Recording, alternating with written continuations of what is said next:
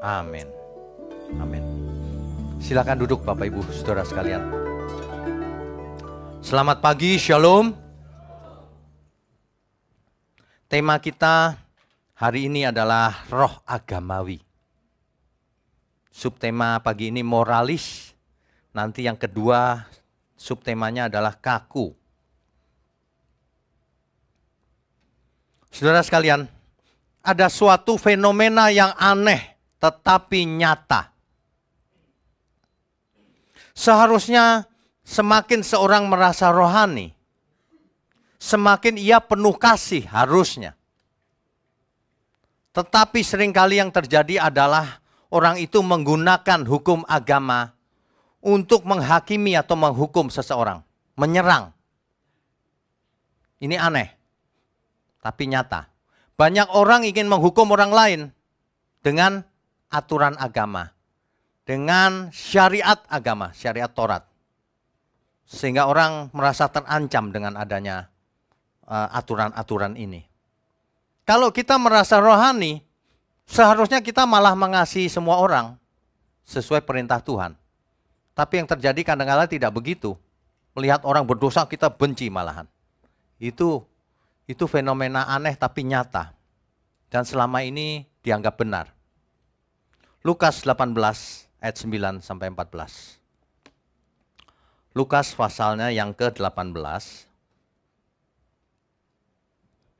ayat 9 sampai 14. Saya bacakan ya. Demikian firman Tuhan.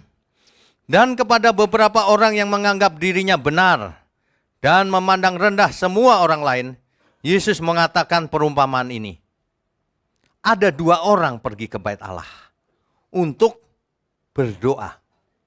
Tujuannya baik loh, berdoa di bait Allah. Ya. Yang seorang adalah Farisi dan yang lain adalah pemungut cukai. Bapak Ibu Saudara harus tahu latar belakangnya. Orang Farisi itu mempelajari hukum Taurat, hukum Tuhan, hukum Musa. Itu mereka menguasai. Mereka khatam semua aturan Taurat. Ya. Sedangkan pemungut cukai itu image-nya jelek sekali. Suka memungut cukai, menyusahkan rakyat. Sebagai alatnya pemerintah. Pemerintah hari itu penjajah Roma. Jadi dibenci pemungut cukai itu. Orang berdosa. Ayat 11. Orang Farisi itu berdiri dan berdoa dalam hatinya begini. Ya Allah, aku mengucap syukur kepadamu. Baik kan?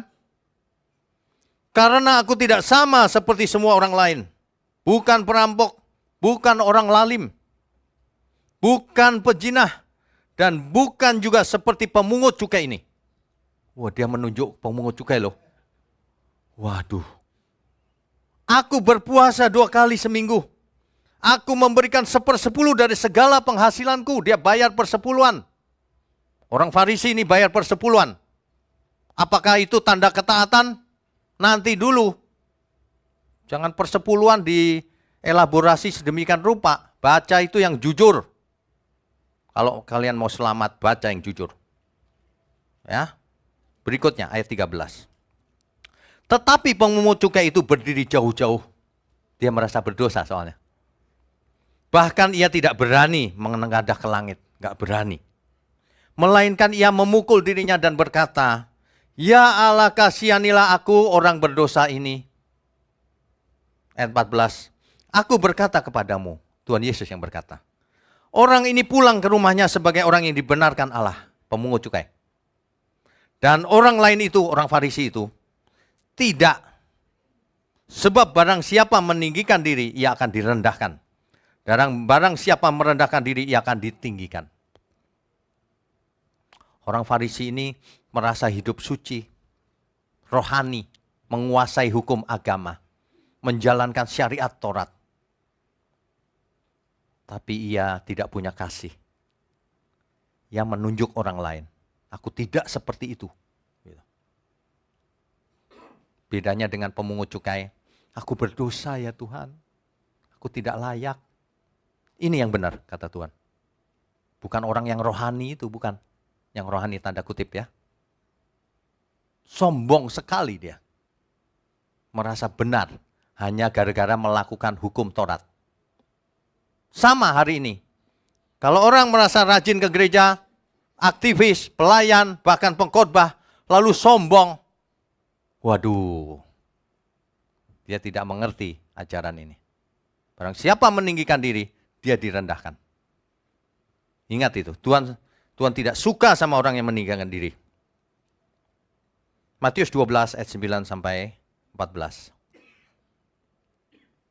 Matius pasalnya yang ke-12, mulai ayat 9. Mulai ayat 10.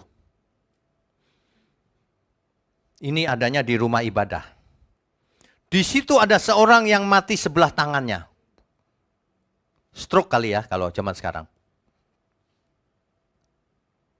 Ini sebelah tangan kanan. Ya. Mereka bertanya kepadanya, bolehkah menyembuhkan orang pada hari Sabat? Maksud mereka ialah supaya dapat mempersalahkan Tuhan Yesus.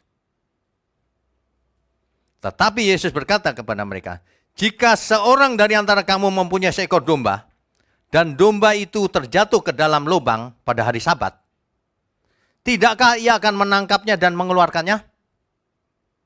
Ayo, hari Sabat loh. Ini orang-orang ini ya, perhatikan modusnya itu.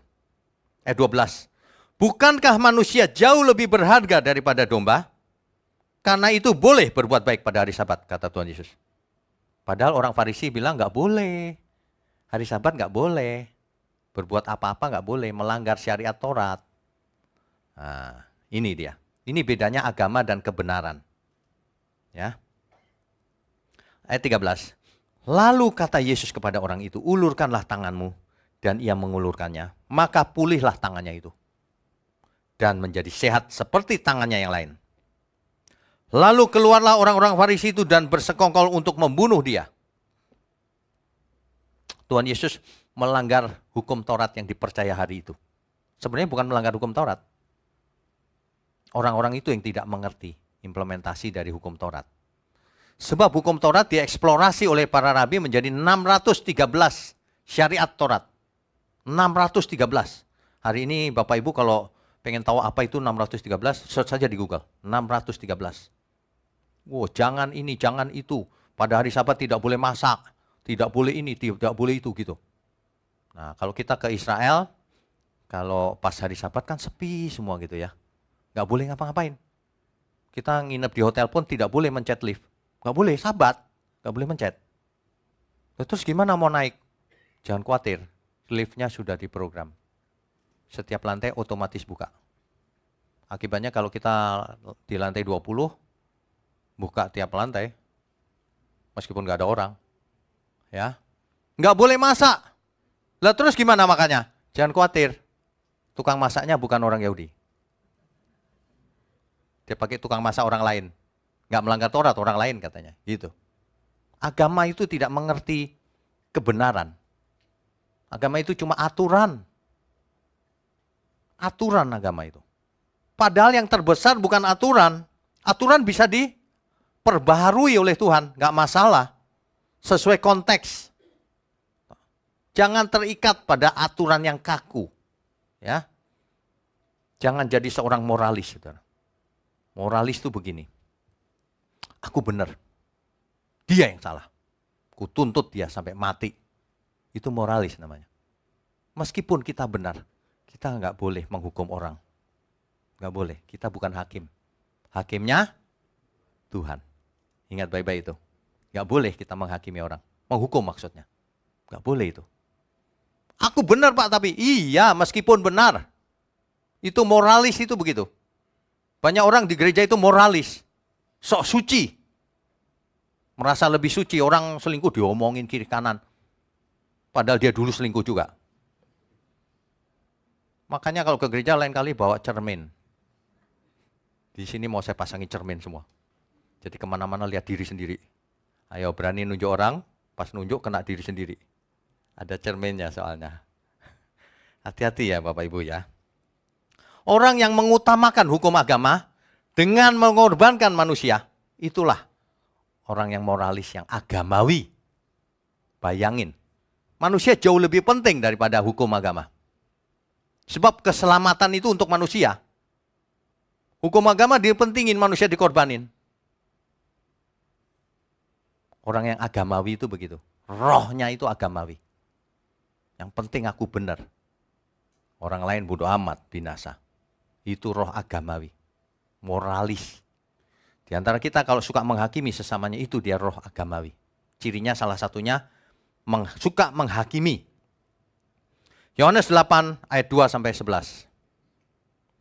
Yohanes pasal 8 ayat 2 sampai 11. Pagi-pagi benar ia berada lagi di bait Allah. Ini Tuhan Yesus maksudnya ya. Dan seluruh rakyat datang kepadanya. Ia duduk dan mengajar mereka.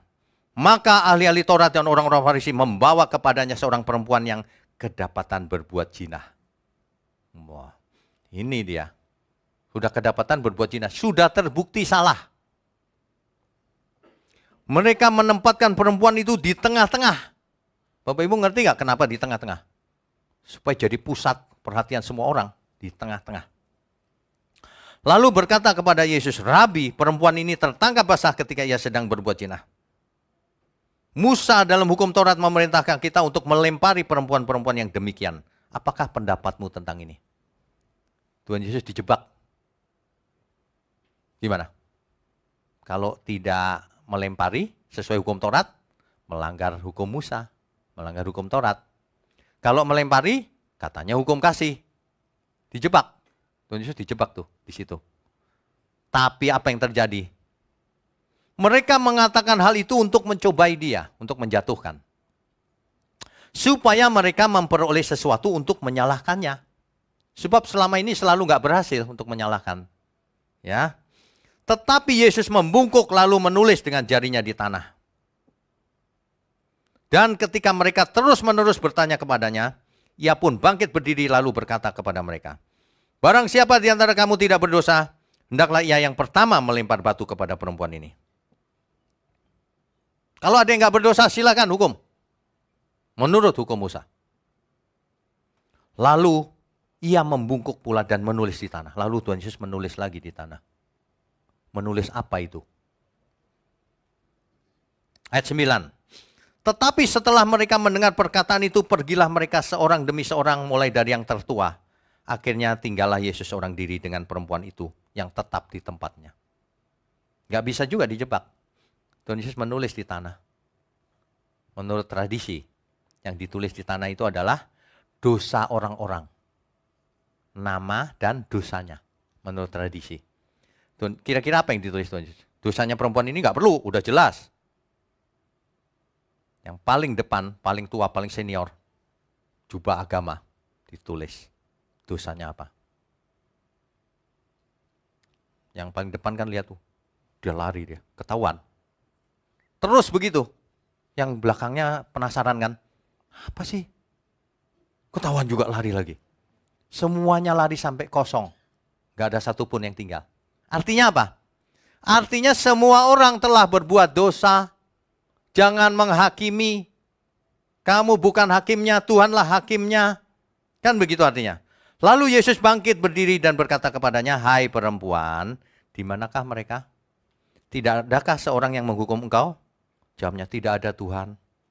Lalu kata Yesus, aku pun tidak menghukum engkau. Padahal Tuhan Yesus tidak pernah berbuat dosa. Harusnya bisa menghukum. Aku pun tidak menghukum engkau. Pergilah dan jangan berbuat dosa lagi mulai dari sekarang. Itu kebenaran. Jadi kalau hukum agama, kayaknya begitu, enggak penting. Yang penting manusianya. Sebab begitu besar kasih Allah akan dunia ini. Sehingga ia mengaruniakan anaknya yang tunggal. Supaya barang siapa yang percaya tidak binasa. Melainkan beroleh hidup yang kekal. Ingat baik-baik itu, Tuhan aja begitu loh. Jangan kita menjadi agamawi, moralis, aku benar selama ini. Enggak seperti itu. Waduh, itu roh orang Farisi itu. Itu roh agamawi namanya. Ya. Perhatikan ciri-ciri roh agamawi itu. Yang pertama, kaku.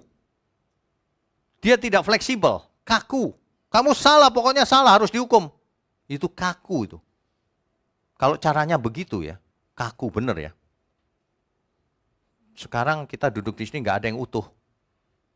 Dulu masih kecil pernah ambil pulpen temennya kan? Yes. Hilang tangannya. Apalagi? Dulu masih kecil pernah ngintip nggak? Jangan-jangan ngintip. Colok, yes, buta. Lama-lama habis. Semua pada cacat ke gerejanya. Kalau pakai hukum Taurat. Iya kan? Enggak begitu. Makanya dibatalkan hukum Taurat. Mau pakai hukum Taurat? Mata ganti mata, gigi ganti gigi. Dibatalkan nggak mau orang-orang. Aneh, seluruh dunia itu orang aneh semua itu. Alkitab bilang dibatalkan, kaku agamawi itu. Dikasih tahu Taurat dibatalkan, enggak. Karena ada persepuluhannya. Kaku dia, roh agamawi itu. Legalistik. Yang penting tertulisnya hukum begitu. Padahal hukum dibuat untuk manusia. Bukan manusianya dipersembahkan kepada hukum, beda. Artinya kalau hukumnya nggak cocok, dirubah hukumnya. Manusia lebih penting. Ada amin nggak nih? Kita beri kemuliaan Tuhan.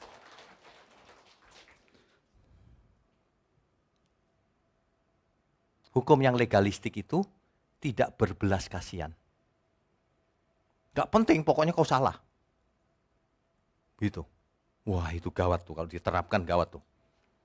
Orang yang agamawi itu tidak mau belajar, kaku dia. Ya. Moralis. Itulah sebabnya Tuhan Yesus memperingatkan dalam Matius 16 ayat 6. Matius 16 ayat 6. Yesus berkata kepada mereka, berjaga-jagalah dan waspadalah terhadap ragi orang Farisi dan Saduki. Ragi. Bapak Ibu tahu ragi enggak ya? Ragi itu butiran jamur bentuk warnanya agak kuning gitu. Dia biasanya dicampur air, dicampur tepung. Gunanya untuk apa? Mengembangkan roti. Jadi ragi itulah yang mengembangkan adonan roti itu. Supaya terjadi fermentasi kan. Artinya ragi ini mempengaruhi proses pengembangan roti ini. Nah, di dalam bahasa Yunani dipakai kata zume. Zume itu ragi. Ya. Yeast. Maknanya dalam ayat ini, ingat ya kalau baca ayat jangan harafiah selalu. Ini pasti figuratif, lambang. Ragi di sini maknanya adalah ingat pengaruh orang Farisi dan Saduki. Kamu jangan berpikir seperti mereka ya. Kamu jangan hidup seperti mereka. Ingat itu. Kamu jangan punya semangat seperti mereka itu. Agamawi. Orang lain salah. Waduh. Jangan. Kamu jangan memiliki roh orang Farisi dan Saduki. Kamu jangan mengambil pengajaran mereka. Itu pengajaran juga artinya. Dalam maknanya itu pengajaran. Kamu jangan mau diajar mereka begitu itu. Contohnya yang tadi itu hari Sabat ada yang butuh pertolongan. Sorry, hari Sabat. Oh, jangan pernah ya. Bahaya itu. Tuhan Yesus ngajar begitu tuh. Jadi roh agamawi ini lebih suka aturan agama dibandingkan hukum kasih. Dibandingkan hukum kasih. Itulah sebabnya kedatangan Tuhan Yesus membatalkan hukum Taurat. Supaya orang tidak memiliki roh orang Farisi dan ahli Taurat. Supaya manusia diganti rohnya. Diberi Roh Kudus. Supaya hidup penuh kasih. Nah, inilah yang membedakan orang agamawi dan orang biasa. Taurat dibatalkan karena Taurat itu hanya untuk Israel. Supaya apa dibatalkan? Supaya keduanya menjadi satu. Keduanya itu apa? Israel dan non-Israel. Mulai sekarang tidak ada lagi ya bangsa kafir dan sebagainya. Semua menjadi satu di dalam Tuhan Yesus. Begitu. Dulu kan enggak, Israel umat Tuhan. Yang bukan Israel, sorry, goyim, orang asing. Konotasinya itu orang kafir tuh, gitu. Waduh, makanya orang agamawi itu suka mengkafir-kafirkan orang. Kenal aja enggak mengkafir-kafirkan. Aneh enggak? Orang yang kalau agamawi itu jadi aneh orangnya. Enggak kenal aja mengkafir-kafirkan. Bisa benci, bayangin. Itu sifatnya setan itu sebenarnya. Setan aja enggak benci. Ini manusia bisa membenci sesamanya, enggak kenal. Waduh. Merasa berhak menghukum sesamanya karena merasa lebih suci, lebih rohani, punya jabatan di gereja, atau punya kekuasaan, macam-macam. Dalihnya hukum agama. Ini agamawi, saudara. Saudara nggak boleh hidup legalistik dan kaku. Legalistik itu, begini mah, kau salah pokoknya mah. Kamu tadi ngomong bohong mah, salah pokoknya. Mesti diplester mah. Selama 1 jam. Nggak boleh begitu, saudara. Ya, itu kita harus meniru Tuhan Yesus, bukan seperti itu, orang Farisi. Orang berdosa, cirinya begini. Orang berdosa sangat tidak nyaman ada di dekatnya orang yang agamawi. Nggak nyaman. Duh, aku berdosa. Nggak nyaman. Tapi kalau di dekat Tuhan Yesus orang berdosa malah nyaman. Aku pun tidak menghukum kamu.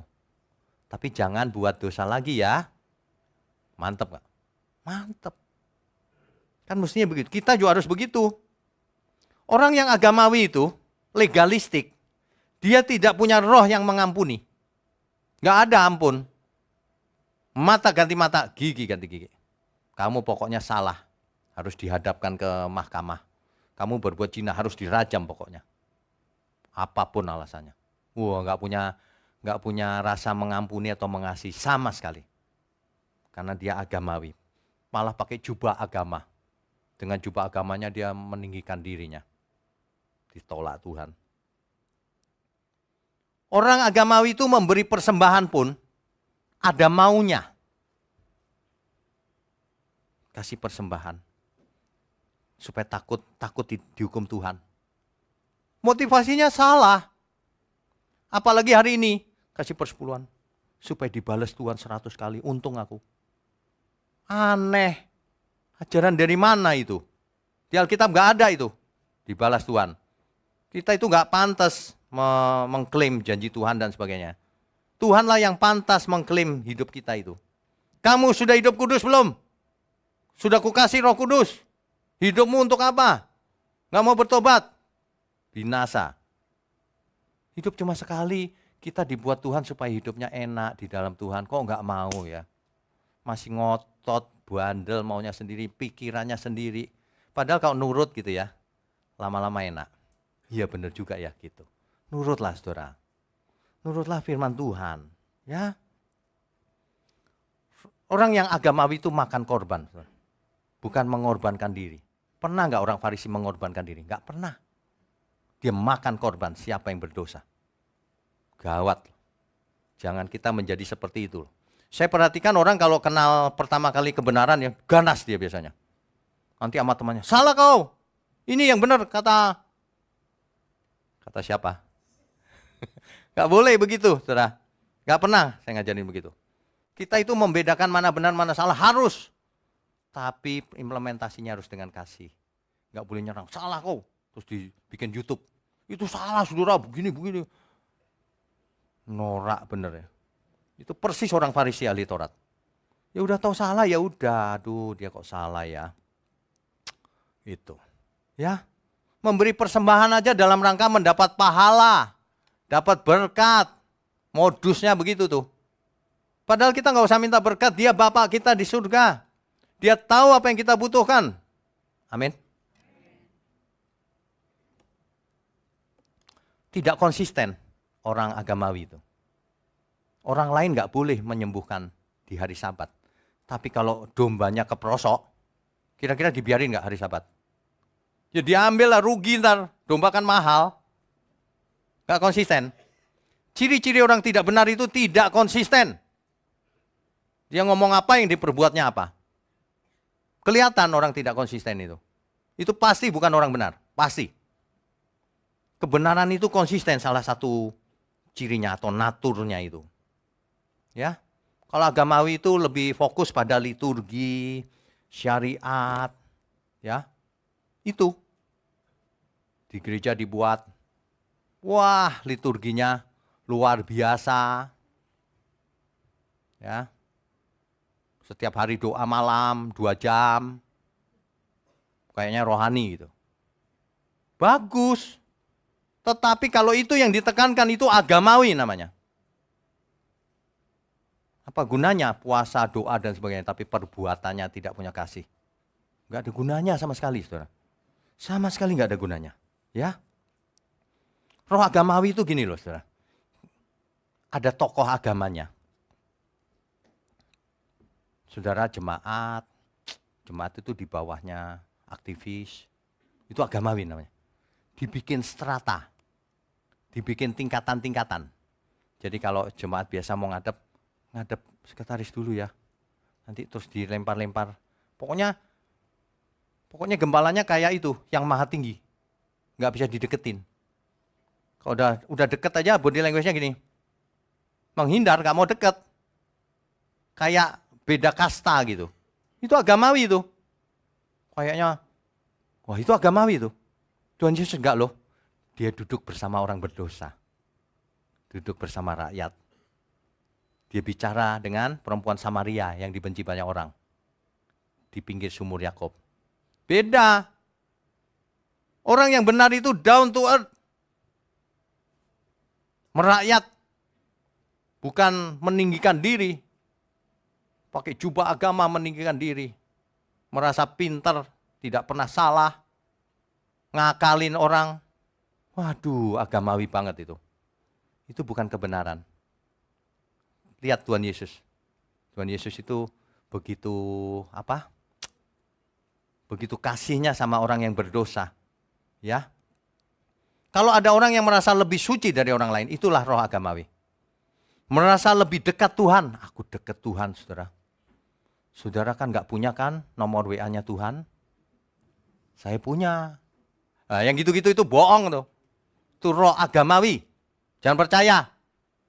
Saudara ya kalau mau doa, mau didengar Tuhan ya titip saya. Saya selalu didengar. Wah itu roh agamawi itu. Jangan percaya. Saudara saya setiap hari dengar suara Tuhan. Ah bohong. Tokoh Alkitab aja nggak setiap hari dengarnya. Kau dengar setiap hari. Dengar setiap hari tapi rohnya agamawi. Itu roh kebohongan itu pasti. Pasti. Kalau kau dengar suara Tuhan, ajaranmu pasti benar.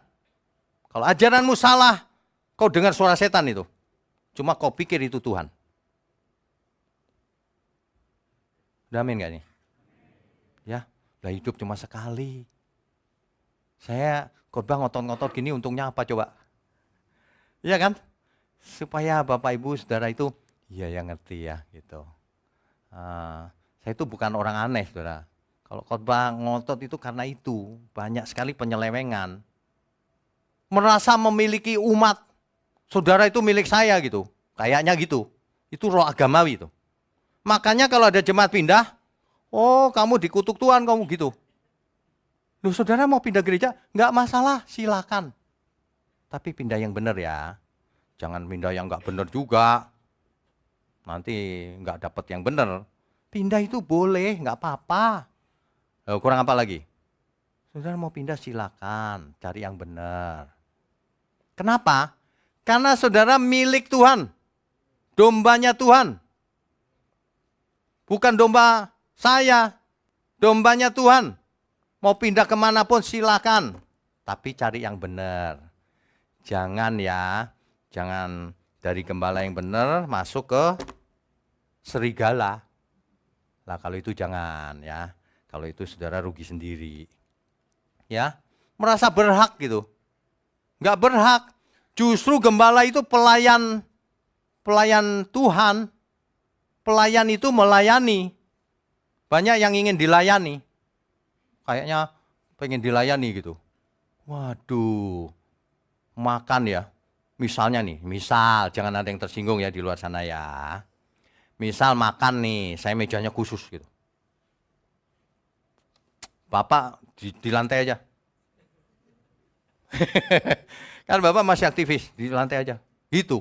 Itu agamawi itu. Udah banyak yang cerita sama saya. Wah kita sudah beruntung bisa makan meskipun di lantainya. Lah domba kok jadi begini? Dombanya jadi apa itu kok begitu? Nggak ngerti kebenaran. Karena diajar yang salah. Saudara itu milik Tuhan semuanya. Cuman di gereja saya gembala gitu loh maksudnya. Gembala agungnya Tuhan Yesus. Iya kan? Kalau saya salah jangan ikut saya, ikut Tuhan Yesus tetap tapi. Pindah gereja boleh tapi ikutnya tetap Tuhan Yesus. Itu yang penting. Jangan kena roh agamawi, saudara. Itu roh orang Farisi itu. Mau mendominasi. Kamu milikku loh ya. Jemaatku loh ya. Kalau pindah dikutuk Tuhan nanti. Ngawur itu. Memakai mimbar untuk kepentingannya sendiri itu namanya. Waduh, banyak sekali loh ya. Ada strata, ada ritual, yang ditekankan ritual. Kalau di gereja itu ritual gitu, bukan kebenaran. Ritual. Saudara, jangan lupa besok bawa air ya, nanti saya doain. Ritual-ritual begitu. Jangan lupa bawa bumbu-bumbu ya besok. Garam, merica, nanti saya doain. Nah, yang gitu-gitu. Nanti bikin ornamen aneh-aneh di gereja, ada kursi dikosongin. Saudara, ini kursinya Tuhan Yesus. Ada yang begitu. Saudara beri persembahan sama Tuhan Yesus sekarang juga, semuanya. Gajimu semua.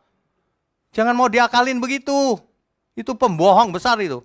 Ngapain Tuhan Yesus duduk di kursi?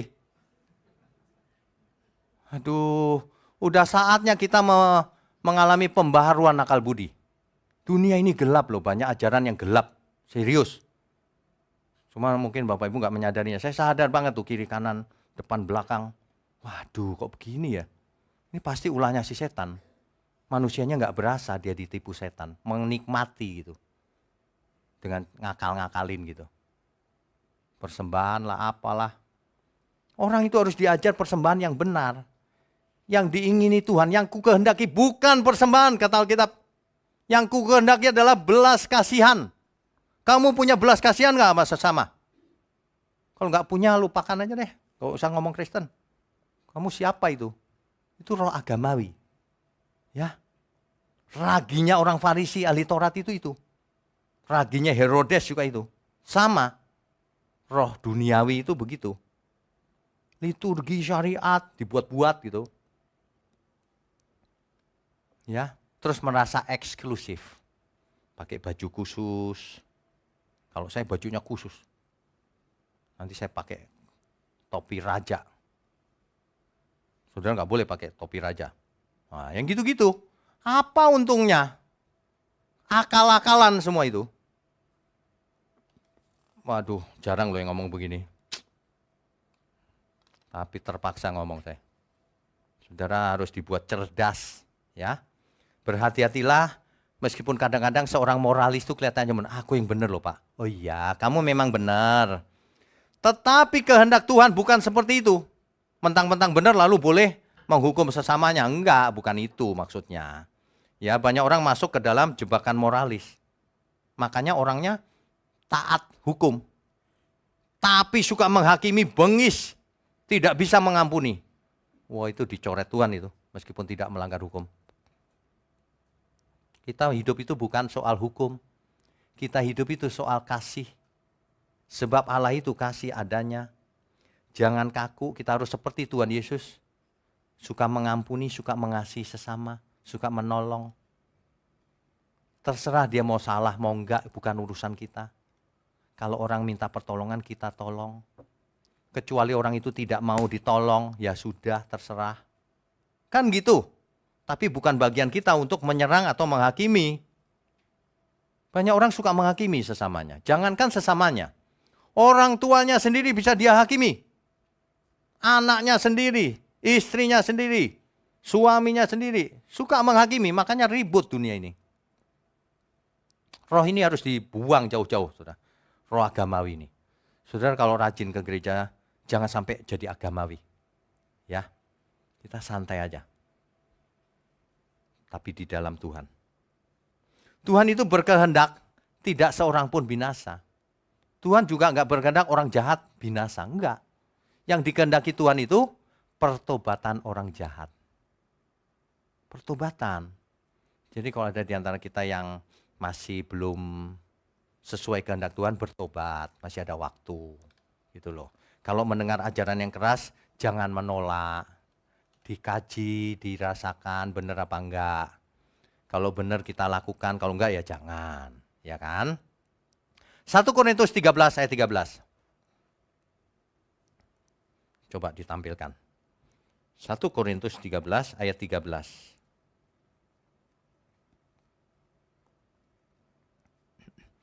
Demikianlah tinggal ketiga hal ini, yaitu iman, pengharapan, dan kasih. Yang paling besar diantaranya ialah kasih. Iman aja kalah loh sama kasih. Bayangkan, iman aja kalah. Apalagi cuma aturan agama. Aturan agama apapun, kasih lebih menang. Agama bilang dia harus dirajam. Enggak, dia manusia. Kasih kesempatan untuk bertobat. Begitu. Kita juga sama hari ini. Hari ini kalau kita hidup, lihat orang salah ya udah diampuni saja. Kecuali orang itu terus buat salah, nggak mau berubah. Ya sudah, nggak usah berhubungan. Untuk apa berhubungan dengan orang yang terus berbuat dosa dan tidak mau bertobat? Tuhan saja mengampuni supaya jangan buat dosa lagi ya. Kan begitu maksudnya. Sama kita semua juga begitu. Jangan menunda saudara untuk bertobat ya. Tuhan itu sangat baik loh saudara. Jika bukan karena kasihnya Allah, kita semua pasti binasa, pasti. Justru kita punya kesempatan itu bahwa Tuhan sangat baik. Dengan apa kita balas cintanya Tuhan? Tanya diri sendiri. Dengan apa aku membalas cintamu Tuhan? Dengan apa aku balas kebaikanmu Tuhan? Dengan apa aku balas? Saudara ya, kita itu perlu merenungkan benar-benar bahwa Tuhan sudah sangat baik. Mestinya kita balas cintanya. Tapi bukan dengan persembahan uang saja. Tuhan tidak butuh uang. Dengan apa ku balas kebaikanmu Tuhan, serta segala kemurahanmu. Kini aku serahkan segenap hidupku, ku mau mengabdi padamu Tuhanku. Tuhan berkata begini firman-Nya, yang ku kehendaki bukanlah persembahan. Aku jijik melihat persembahanmu itu. Kasih 10% aja minta dibalikin. Udah itu klaim-klaim janjiku. Mana aku janji sama kamu bikin kaya? Gak ada. Yang ku kehendaki ialah seluruh hidupmu. Kuduslah kamu sebab aku kudus. Jangan agamawi. Itu 10% dan sebagainya itu agamawi itu. Hidup itu seluruh hidup untuk Tuhan. Bukan cuma 10%. 10% aja diminta balik. Gak tahu diri itu orang-orang itu. Amin ya saudara ya. Kita mesti dengan tulus menyatakan sama Tuhan. Dengan apa ku balas kebaikanmu Tuhan, serta segala kemurahanmu. Kini aku serahkan segenap hidupku, ku mau mengabdi padamu Tuhanku.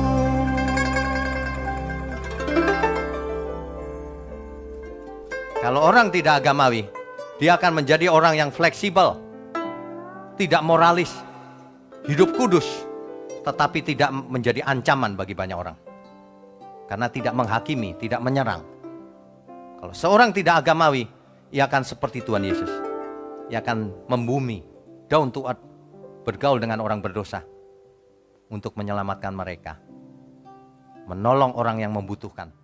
Melayani Tuhan di gereja, tidak hitung-hitungan.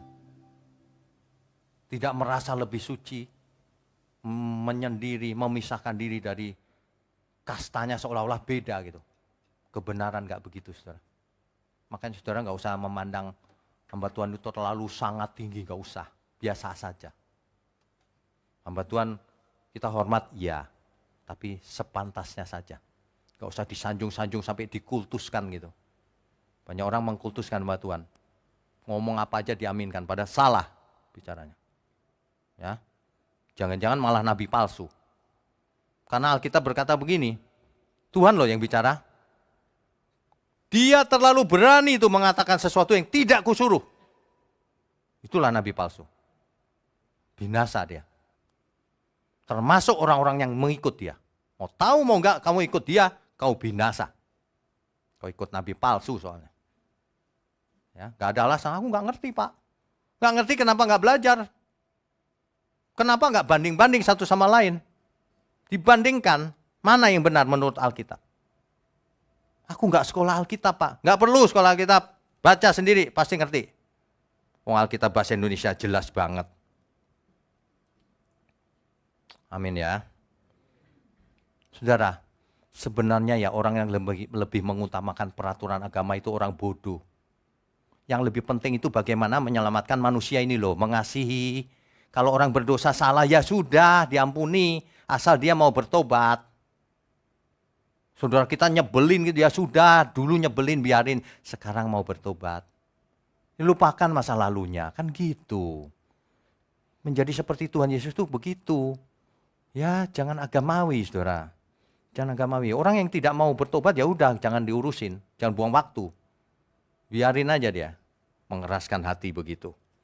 Sebab kalau ditungguin terus ya menghabiskan waktu kita juga untuk apa? Ya. Taurat membuat orang menjadi moralis, agamawi, dan kaku. Serta eksklusif. Memisahkan diri dari orang berdosa. Salah. Itulah sebabnya Taurat dibatalkan. Efesus 2 ayat 15. Dengan kematinya ia sebagai manusia, maka hukum Taurat dengan seluruh perintah dan ketentuannya dibatalkan. Tidak berlaku lagi. Yang berlaku apa? Inti daripada hukum Taurat. Hukum yang terutama, yaitu hukum kasih. Yang tekanannya adalah keselamatan manusia. Kan gitu. Kalau agamawi itu moralis, agamawi, kaku, eksklusif. Kalau hukum kasih itu penuh kasih, fleksibel. Orang buat salah ya nggak apa-apa lah. Kalau salahnya nggak membahayakan orang ya udahlah. Lain kali kita nggak usah ulang lagi ya, kan enak. Salah dikit diserang, salah dikit disalah-salahin. Moralis, nggak boleh kita begitu. Saya zaman dulu begitu loh saudara. Kalau ada orang salah, salah kau gitu. Waduh, sekarang kalau ingat ya, ganas banget ya. Nggak boleh ya saudara ya. Amin ya. Nah, suami-suami itu yang keras sama istrinya bertobat sekarang. Itu agamawi itu. Meskipun istrinya salah misalnya. Nggak boleh. Harus dikasihi. Yang itu nggak tepat mah. Benernya gini ya. Nah kan enak. Suaminya marahin istrinya gondok kan. Tunggu kok. Begitu suaminya salah, kau salah hari ini. Kan jadi salah-salahan.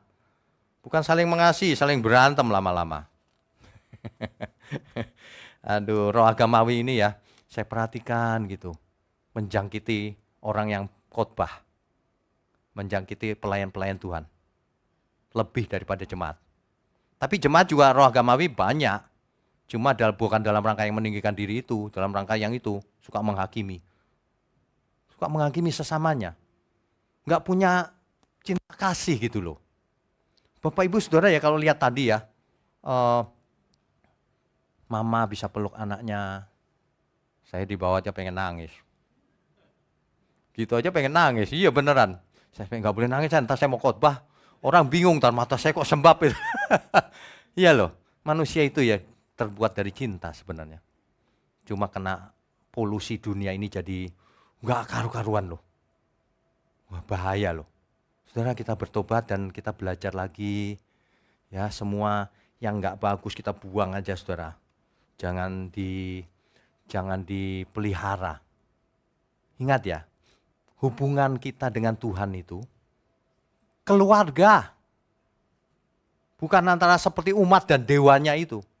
Kalau umat dan dewa kan umatnya ketakutan tuh. Kasih ayam hitam, kasih apa supaya dewanya nggak marah.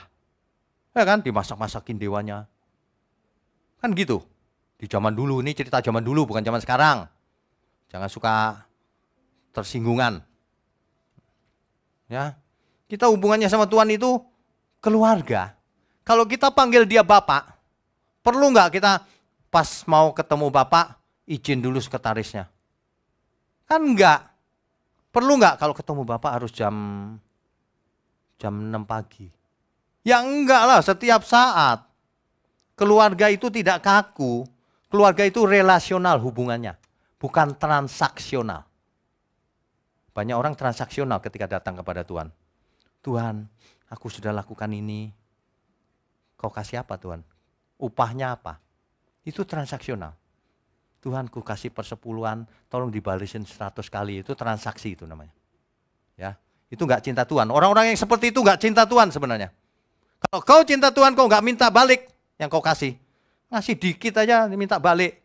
100 kali lipat lagi. Pakai. Kadang-kadang saya mikir ini gimana sih orang ini. Mempersembahkan sesuatu diminta balik. Itu sama aja ya orang mempersembahkan kepada raja ya. Terus diminta balik. Dipancung sama rajanya. Kamu persembahan apa-apa? Penggandaan uang. Penggandaan itu. Waduh, berlipat ganda. Aneh-aneh aja. Ya. Orang yang tidak agamawi itu tekanannya pasti kasih. Saling mengasihi, saling memperhatikan, saling memberkati, saling menolong. Itu waduh, itu indah banget tuh hubungan kalau kayak begitu. Hubungannya juga natural. Bukan dalam rangka yang agamawi. Agamawi kan kaku tuh. Kalau di gereja jangan rame. Duduknya yang rapi. Gak boleh gitu. Yang tegak. Jangan kiri kanan, gak boleh. Nah, yang gitu-gitu. Enggak. Kalau ketawa aja. Nangis aja. Ya. Jangan kaku. Tuhan kita itu enggak begitu. Hubungan kita keluarga. Keluarga baik-baik. Ya. Jangan kalau enggak nangis harus dibuat nangis. Itu juga agamawi itu. Makanya ada orang ke gereja pengen nangis. Dia enggak bisa nangis dia. Dia cerita sama saya. Dia bawa bawang merah. Semua orang kok nangis ya. Gue nggak bisa nangis nih, kasih bawang merah. Lu nangis dia janjinya. Ini yang cerita saudara saya sendiri loh, bukan saya ngarang loh. Dulu dia begitu soalnya, kok semua nangis gengsi gua. Kasih bawang merah, nangis dia. Ya enggak aja, agamawi. Nggak nangis ya nggak usah nangis, nangis ya nangis aja. Yang natural, hubungan keluarga itu natural. Yang dimaksud Tuhan dengan kasihlah sesamamu. Sesamamu itu siapa sih? Sesama manusia. Itu dalam bahasa lain gini, kasihlah saudaramu. Bukan saudara kandung maksudnya, semua itu saudara kita. Saudara di dalam Tuhan. Ingat kita keluarga Allah yang di bumi. Ya.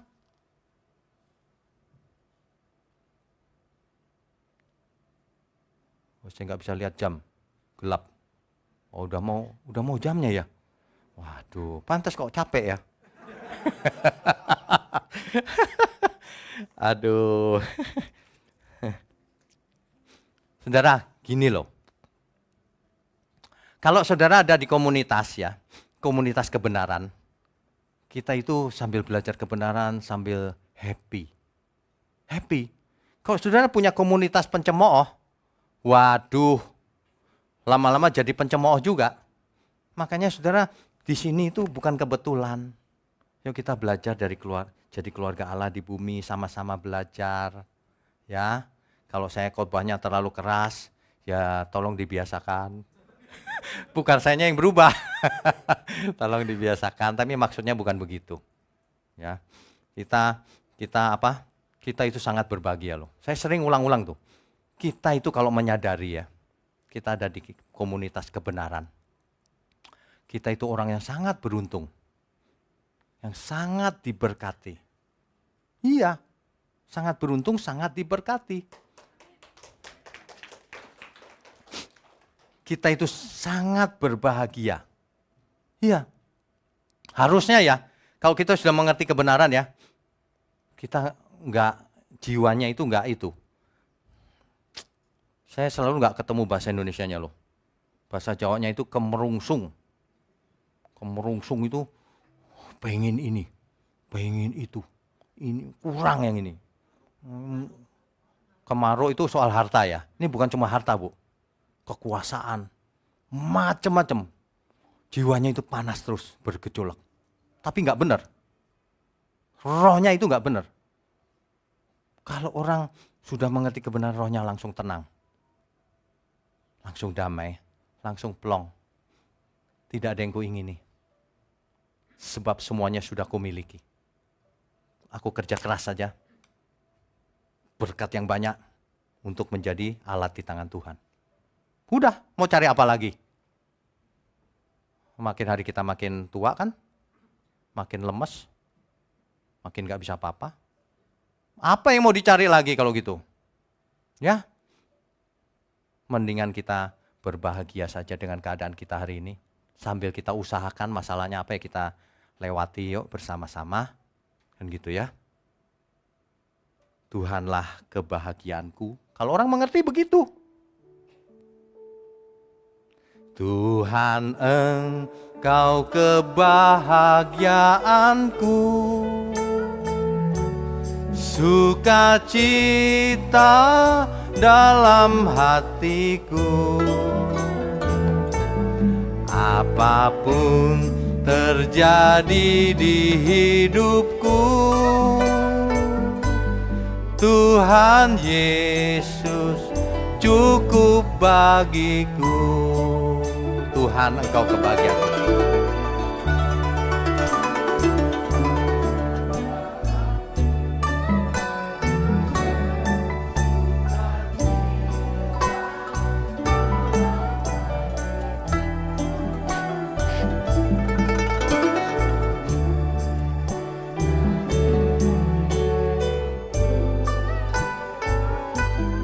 Tuhan Yesus cukup bagiku.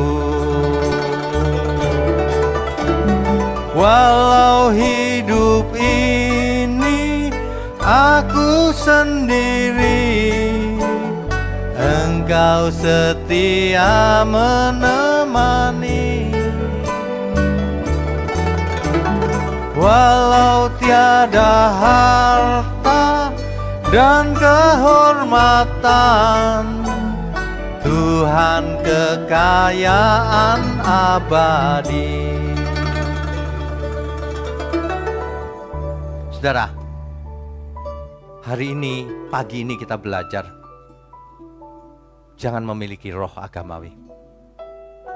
Roh agamawi itu merusak, tapi seolah-olah merasa benar,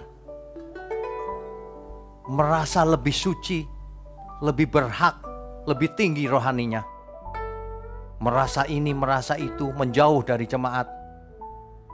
Mengutamakan ritual, tidak mengutamakan kasih terhadap sesama. Tidak ada menolong sesama, yang ada adalah meminta persembahan bahkan. Persembahan harus, tetapi harus dengan sikap hati yang benar. Bukan karena diancam. Pak kasih persembahan nanti dikutuk Tuhan. Gak ada itu.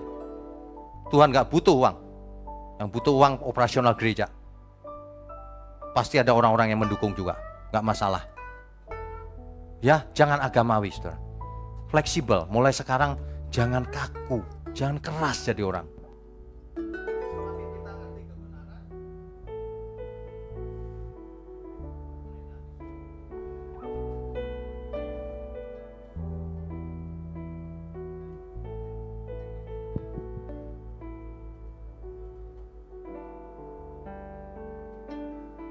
Justru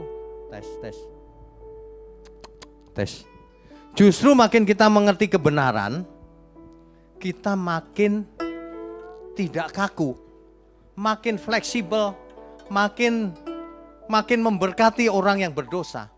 Makin orang berdosa, makin suka dekat kita, tidak terancam. Tapi kita malah mengajar, memberkati. Jangan buat dosa lagi yang penting, yang lalu udah lupakan aja lah.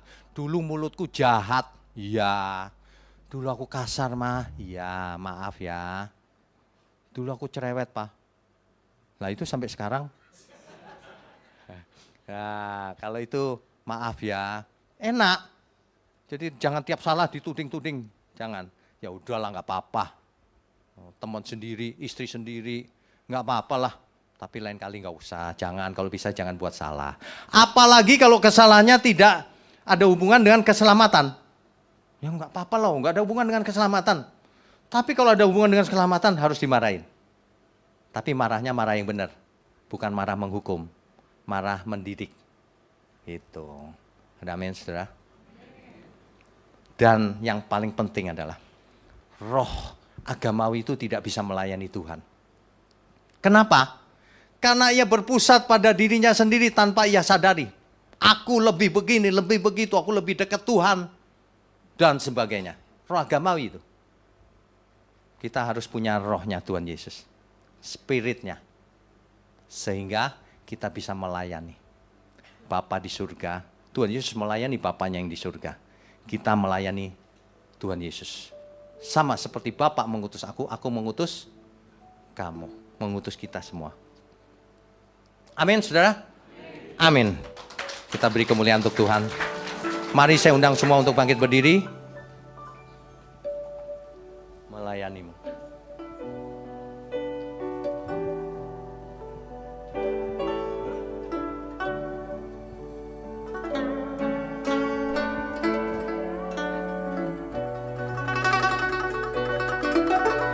Melayanimu, melayanimu, melayanimu sampai akhir. Melayanimu, melayanimu, melayanimu selamanya. Musik saja. Saudara, belajarlah melayani Tuhan. Miliki roh yang benar. Jangan roh agamawi. Serahkan seluruh hidupmu untuk Tuhan. Itulah hidup yang dikehendaki oleh Bapa di surga. Mari kita bertobat lagi dari cara hidup kita yang salah. Katakan dengan tulus, saudara, melayanimu. Melayanimu, melayanimu, melayanimu sampai akhir. Melayanimu, melayanimu, melayanimu selamanya. Melayanimu selamanya. Melayanimu selamanya. Melayanimu selamanya.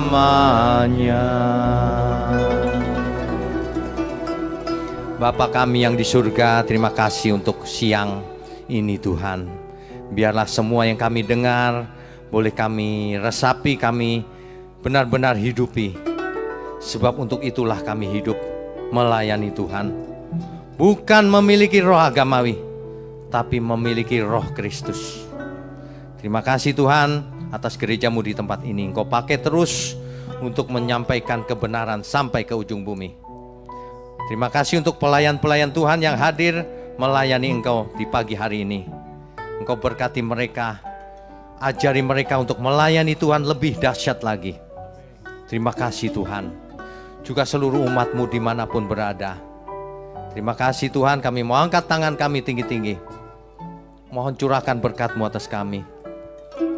Kami sambut segala berkat, baik berkat jasmani maupun berkat rohani. Sehat, umur panjang, hikmat, marifat, cerdas, turun atas kita semua. Di dalam nama Bapa, Putra, dan Roh Kudus. Haleluya. Semua yang percaya katakan amin. Amin. Amin.